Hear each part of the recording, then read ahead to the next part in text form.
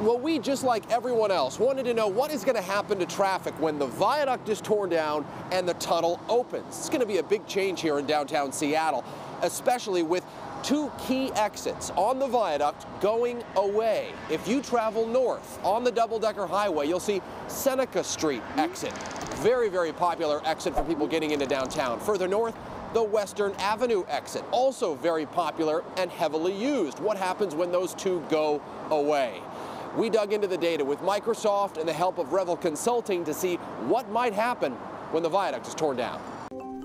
We determined between 6 and 10 a.m. on any average weekday year-round, there are roughly 18,731 vehicles northbound on the viaduct, and 10,539 drivers are using those Seneca and Western Avenue exits. All these drivers have got to go somewhere. And no one can predict the future exactly, but we're giving it our best shot using all the available data out there, every car count, every traffic pattern, from WashDOT, who studies the viaduct. It's really going to change how people travel through the city. And SDOT, who studies the downtown streets. It's kind of a big question mark. I hope it won't be a big mess.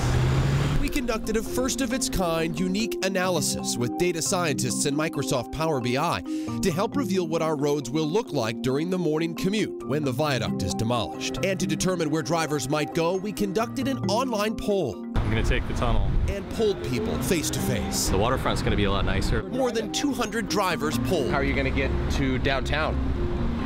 Tunnel if I drive.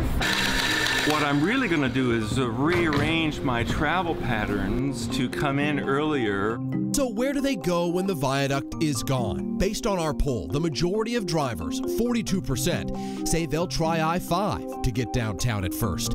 That means another 4,000 plus cars on I-5 during the morning commute, according to our study. That's a 17% increase. The next most popular route in the poll, the tunnel. 22% of drivers tell us they'll give it a try. We estimate 21,000 plus vehicles use the northbound lanes every morning. 14% of those polled say they'll now walk, bike, or take the bus. 11% say they'll try 4th. 6% will try First Avenue. And 5% of drivers tell us they'll try Alaskan Way to get downtown. Certainly in the first few weeks, first few months, people are going to try different paths. I-5 may be one of them. Local streets might be others. So Patty Rubstello with WashDOT expects fewer drivers to revert to I-5 than our study suggests, and points to a WashDOT study showing most will use the tunnel. But no one can predict the future exactly, and there are many factors in play, a big one being the fact that the tunnel will eventually be tolled. In those early weeks and the first few months, as people really try to settle into what is a new travel pattern for them, we're going to see a lot of different things happening out there.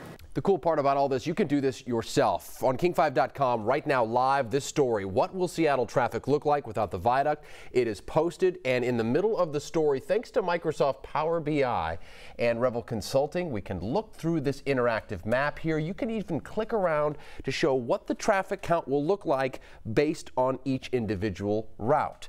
It's there for you. Again, live right now on King5.com. Jake Wittenberg, King 5 News.